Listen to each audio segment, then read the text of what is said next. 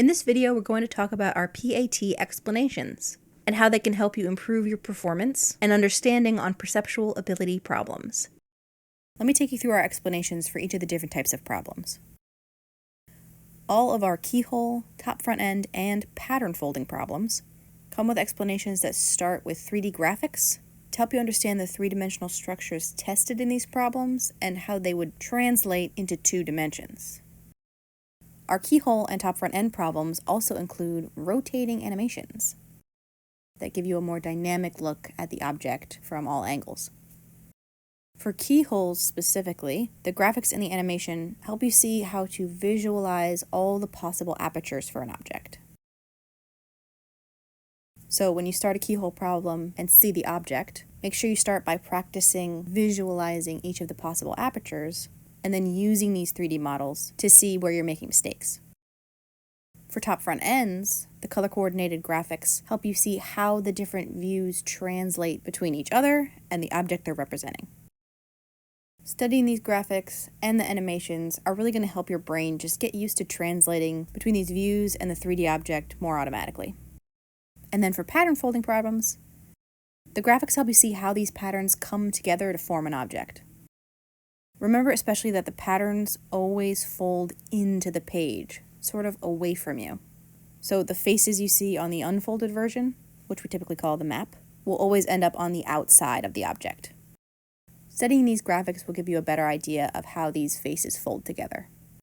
That being said, while the 3D views are really helpful, we also always recommend that you study the correct answer and wrong answer analyses. These will teach you how to eliminate wrong answers and identify correct answers, even if you can't fully visualize the entire object in your mind.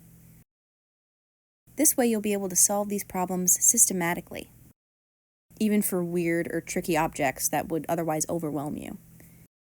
You'll notice, for instance, for our pattern folding explanations, that it's possible to eliminate all the wrong answers and select the correct answer, even if you don't know precisely what the folded object is going to look like. And that's why we recommend studying each explanation in detail, so you can see just how easy these problems can be. Okay, let's talk about how to navigate our other types of explanations as well. For angle ranking problems, you want to pay attention to the unique methods we teach for analyzing and comparing angles. You'll notice that we have different methods for acute angles, obtuse angles, and angles that are very close to a right angle. And all these methods help you better visualize and compare different angles. Make sure you study and practice these techniques and see what works for you.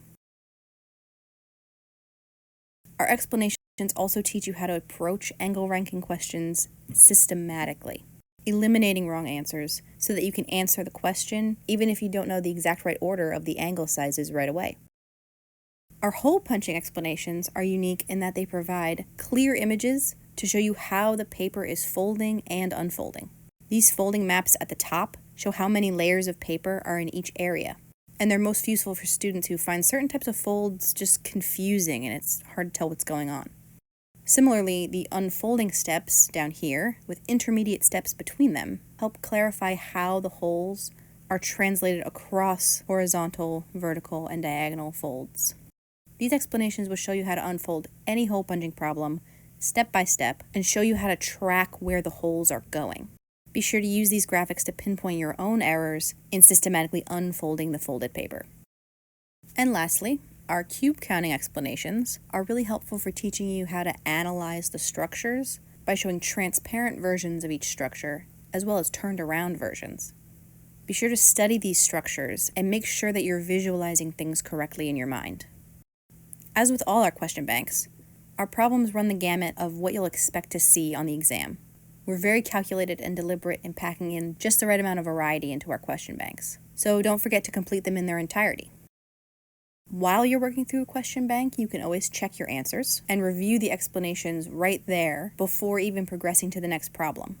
We actually do recommend doing this as you go, because this is really part of the learning process. Our banks generally increase in difficulty as you work through them, and we set them up in such a way that you can practice and learn from our explanations, so that you'll be more ready for the next similar problem later on in the question bank, and right away get to apply what you learned. This will help you build your skills in a really natural and easy way. Feel free to reach out with any questions you may have for us by emailing pathelp@eruditionprep.com.